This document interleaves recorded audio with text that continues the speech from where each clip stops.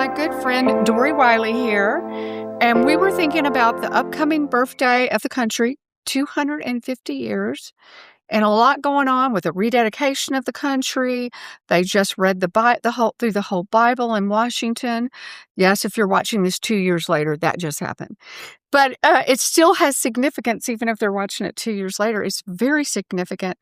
And Dori, you are so good at pulling back the veil for me. Like, I kind of see stuff, and then when you explain it, I go, oh, I get it now. So tell us some of the importance of having a 250th anniversary and those other things. You know, that's really the question, isn't it? Yeah. Why? Why do we celebrate? Mm. You know, do you remember? I know you were only a small girl, a toddler, when we did the 200. Yes, I did. 1976, Yes. and it was such a big celebration. They really did a good job.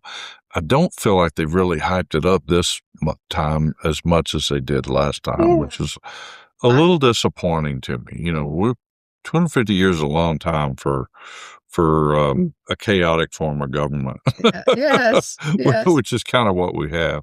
You know, democracies just don't last that long. No. They, we talked about it earlier, but they tend to vote themselves all the money out of the treasury, then they go broke. Yeah. Which we've darn near done. Yes. And we just have to figure out how to try to slow it down at least. But, you know, the reason why you celebrate is because you remember.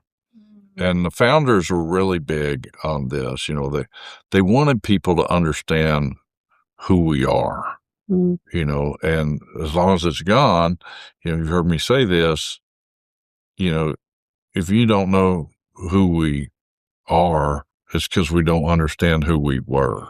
Yes. And so you got to go back. You got to go back. The Bible tells you that. Go back to your fathers, right? Go back and learn. That's what history is all about. It's a cheat sheet. It's a learning. It's a cheat sheet. We have a lot of problems today. Well, they had problems back then too, and they had problems in government in the Old Testament, right? God, we want a king. Oh, he's a bad king. We don't want him. We want something else. You know, and I'm sure God got tired of hearing all of that because we don't learn. Right. We don't learn. But you know, if we'll go back and learn. And the founder did such a good job. You know, they founded a bunch of universities. They wanted to make sure everyone had a Bible. You know, back in England, only special people could have a Bible. Really? You know, they wanted everyone to have a Bible. The first book they printed in Congress was a Bible. They founded a bunch of Bible societies, Bible universities, etc.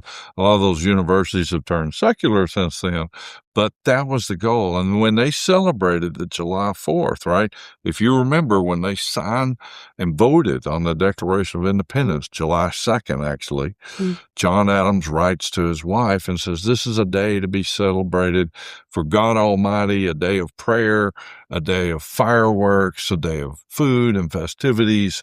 And, you know, and we still do that, except he got the day wrong, or we got the day wrong. And, but what they did going forward, which was very common, is the politicians or statesmen would get up and speak. So you'd have a July 4th speech.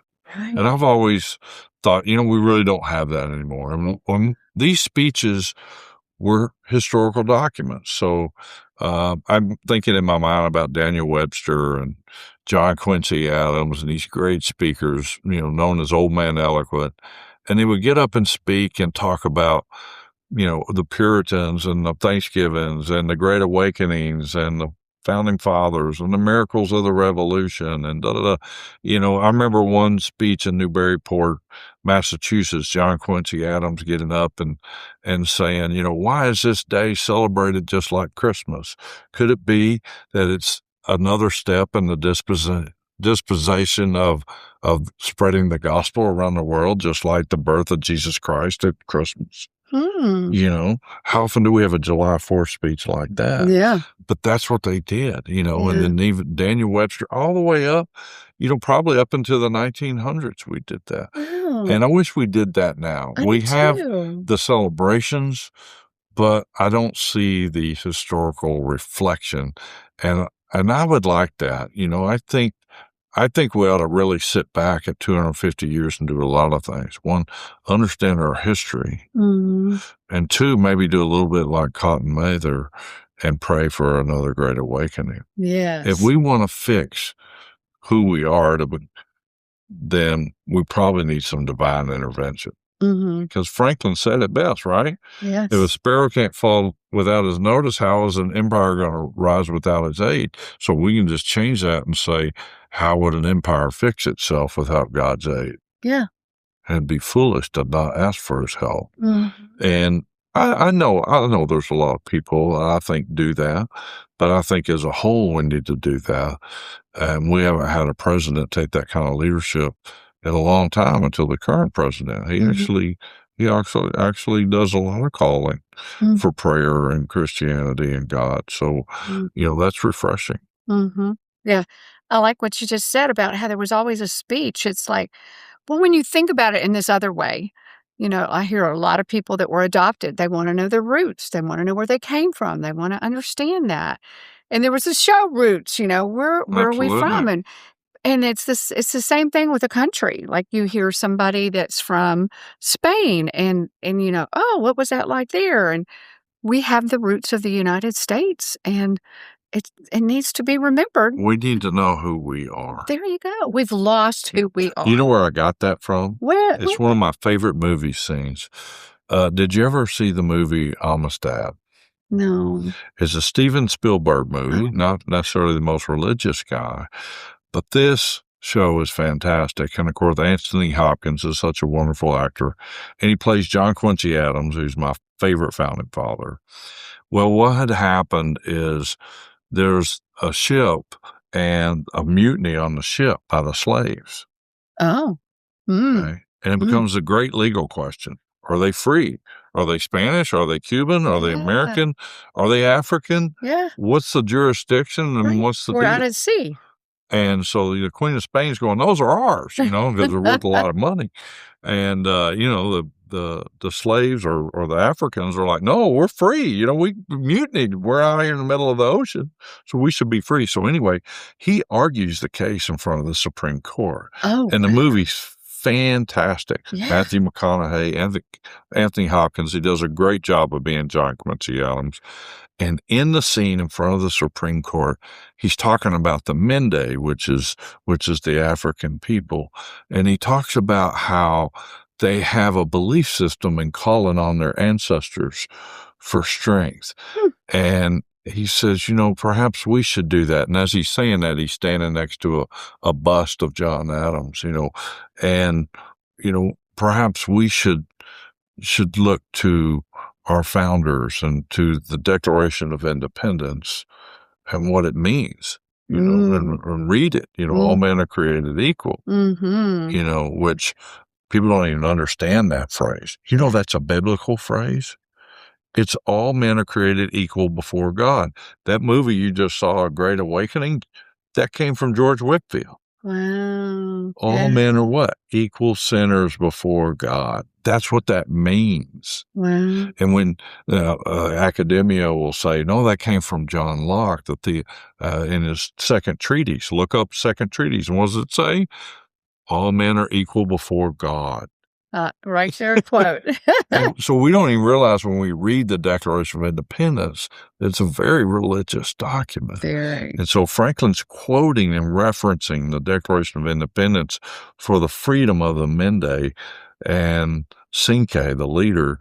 And he says in the movie, which was not in the original argument, but I love the quote, he says, if we want to know who we are, we need to know who we were. Mm-hmm. And I just love that. Yeah. And it's so true. And so, you should watch that movie. It's a very good movie, and they did a good job. So how did it turn out? What was the Supreme Court decision? They got released. Yes. They did. Yes. Cool. The only bad thing about it was the Mende, they went back to Africa, and then they started selling other Mende and other Africans because there was big money. Oh, my gosh. But they didn't remember who they were. They didn't put that in the movie. No. Probably a good thing they didn't. Oh, my goodness. But the movie's very uplifting. Very nice. That is really good. Okay, one last topic. What do you think about May 17th and rededicating the country? On May 17th? And that's the date they're going to do it? I think so. I don't know, but that's my birthday, so I ought to pay attention. Oh, that's my son-in-law's birthday, too. Well, Yeah. I think that would be, I'm not sure I know about this event, but I'd like to know about it. We always have the National Day of Prayer, which is in early May. Right. So this is a dedication? Rededicating the country. And who's doing that? Trump. Well, I Trump know is? he was sound God like his bless him. idea. I think that's awesome. Yeah. And rededicating it to the gospel? Mm-hmm. Well, I think that would be great. We need this. I think that would be really good leadership. You know, he'd probably take a lot of criticism, which he shouldn't care. Right. Most all presidents, you know, call for prayer, call for Thanksgiving. You know, we've only had one president say we weren't a Christian country. And all the others said we were. Who was that? Obama. Oh. Okay. Interesting. Huh. All right. We had a Supreme Court ruling, I believe either 1892 Supreme Court versus case of Church Holy Trinity. Mm-hmm. And the Supreme Court declared us, with all the evidence, starting with the Puritans all the way down, we're a Christian country. And in the 1850s, both the Senate and the House had committees do research and go through all the evidence. My goodness. All three of them were a Christian country. Wow. I didn't even know that. Yeah. Hello. Well, they don't teach that. No. Do they teach civics anymore? I hear they don't, but do you know? I think it gets back to our previous conversation about church and state. They're afraid to.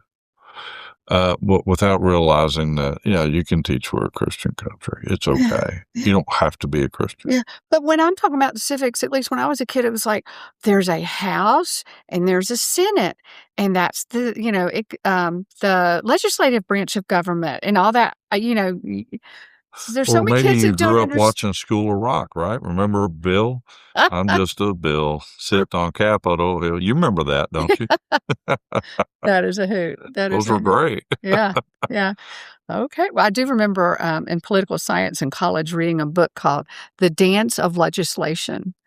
And it talked about what has to get done to pass a bill, what gets thrown in there that should never be in there. I tell you, sometimes I think we could just scrap who's in there and start all over again. It needs some refinement, you know, but it starts with having good people. There's no perfect set of government. It's about getting good people. And you can have good kings or bad kings, good legislators, bad legislators. You know, I've had to testify in front of Congress, and it's pretty amazing about some of the questions and the way the congressmen act in the room while you're testifying. It's not what we think it is. It's more of a theater. Yeah. That's a shame. Which is a shame. Yeah. Because I know when you were so good at remembering all the different men that were there for the Declaration of Independence and the council afterwards and all, and thinking all those many great names lived at one time. And if we had to fast forward 100 years and take a 30-year segment right here, let's say, I don't know. Could we come up with that many good people? Yeah. Well, we probably overrate some of the founders, and we probably are a little hard on some of the people today. Oh, Congress, get rid of all of them. No, there's some good people up there. They're just maybe stifled or frustrated, or limited in what they can accomplish. Yes. But, you know, one of the things they used to do is that they had a book. One of the early books, and they used it as a textbook, was the Signers of the Declaration of Independence, so that people knew about these guys and what they did and what they lost and what they sacrificed. Oh, that is good. And, you know, they don't do that anymore. I mean, I would venture a guess that most people couldn't name more than 3 or 4 signers of the Declaration. And given some of these interviews I see on history, where they don't even know the first president, I'm sure we'll get a few zeros or goose eggs from a few. Yes. Well, that's a hoot. Okay. Well, we're going to go look up more of the rededication of the country, but get that date straight because it could be a birthday party for you. Part of the party. Great. Yeah. I'm very excited. Yeah. And y'all need to stay tuned because I'm sure I'm going to have you back at some time because there's just too much history, and share it in such a understandable way that puts all the puzzle pieces together. So thank you, Dori, for being here. Thank you for having me here. It's an honor. You bet. And we'll see you guys next time. If you enjoyed this, give us a like, a comment, and subscribe. Thanks a lot. Bye-bye.